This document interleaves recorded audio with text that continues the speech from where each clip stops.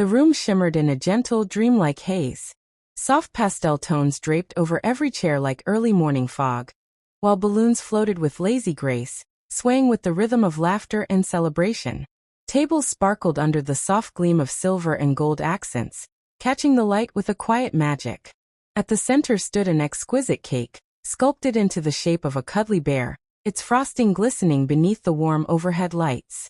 The space buzzed with joy, clinking glasses, murmured conversations, the soft rustle of dresses and footsteps. Amidst it all stood Amelia, my wife. Glowing, radiant. Her hand rested delicately on her swelling belly, her smile warm enough to light every corner of the room. She looked like the embodiment of joy, the queen of this perfectly orchestrated baby shower. Every decoration, every flourish whispered of her effort and excitement for the child we had dreamed of together, or so I had believed. But the truth had another voice. A harsher one, folded and crumpled in the letter clenched in my hand. My fingers dug into its creases as though squeezing it could somehow hold my composure in place. My face betrayed nothing, though inside my heart beat with the relentless pounding of betrayal. I stood slowly and tapped the side of my glass with a spoon. The clear chime cut through the pleasant hum of conversation, and the room gradually fell into silence. All eyes turned to me. Amelia looked at me lovingly, her eyes shimmering, unaware of the storm beneath my calm exterior. To my wife, I began, lifting my glass, the most beautiful, enchanting woman I know. She blushed slightly, her eyes brimming with affection. And to the real father of the child she's carrying. The words landed like a thunderclap. The room froze, a collective gasp rippling through the air. Amelia's smile faltered, confusion flashing across her face. "What are you talking about, honey?" she said, her voice suddenly fragile. Without a word, I reached into my jacket and slowly withdrew the folded paper. "I had a feeling," I said evenly. "So I did what any man would do when doubt refuses to leave him alone. I ordered a paternity test." A sharp, crystalline crash followed as Sarah, Amelia's closest friend, dropped her wine glass. The sound shattered the moment wide open. Amelia went pale, her lips parted in horror. "Michael, this isn't funny," she whispered. I didn't blink. "Shall I read the results?" I offered, holding the paper aloft. 8 weeks ago, something changed. I noticed it. The way she paused mid-sentence. The way her eyes darted away when I asked simple things. Her phone never left her side. Always face down. I wasn't suspicious at first. I trusted her completely. I never checked her phone.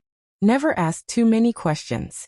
But then one night, while she was sleeping, a message flashed on her screen. Just one word. From a number I didn't know. And everything changed. The ache of that moment returned like a dull echo in my chest. I could have confronted her. I wanted to. But instead I waited. I hired a private investigator. And what he brought back broke me. Pictures. Recordings. Secret meetings in quiet hotel bars. And at the center of it all, Daniel. My voice dropped to a colder, sharper edge. My childhood friend. The one who knew me better than anyone. Who swore loyalty. Who sat beside me at every major moment of my life. And he was the one. The room had gone utterly still. I could hear someone sobbing quietly in the back. I didn't explode. I didn't scream. I waited. I planned. I smiled. I helped decorate this very room. I kissed her cheek. I played the part. I even made sure Daniel was invited. I wanted him here. I wanted him to feel the weight of this moment. I turned my gaze toward Daniel, who sat pale and motionless, his jaw clenched, his eyes avoiding mine. "Anything to say?" I asked, my tone flat. "Michael," he began, but I cut him off. "No. Don't bother." I turned back to Amelia, her hands now trembling, her face streaked with tears. "How long?" I asked. She tried to speak but choked on her emotions. "Michael, please. Not here. Not like this." "Yes," I said, my voice cold and precise. "Here. Now. In front of everyone." Her lips quivered. I made a mistake." I laughed, sharp and humorless. "A mistake? Forgetting to return a phone call is a mistake. This was a decision. A lie that you lived every day. You let me talk to your belly, make plans, dream. You let me believe this was our future. And all along, it was built on deception. Her father looked like he had been struck across the face. Her mother clung to the table, horrified. I turned back to Daniel. And you? You were supposed to be my brother. You knew what she meant to me. You looked me in the eye while stabbing me in the back. He had no response. Only guilt. Only shame. I reached into my coat again and pulled out a folder. Divorce papers. You'll be served tomorrow, I said simply. Amelia sobbed, trying to reach for me. Michael. I told him it was over. I told him it was a mistake. Please. But I was already turning. I raised my glass one last time. To freedom, I said. And I walked out. The night air hit me like a bomb, cool, clear, honest. My lungs filled deeply, as though breathing for the first time in weeks. I didn't feel shattered. I felt released.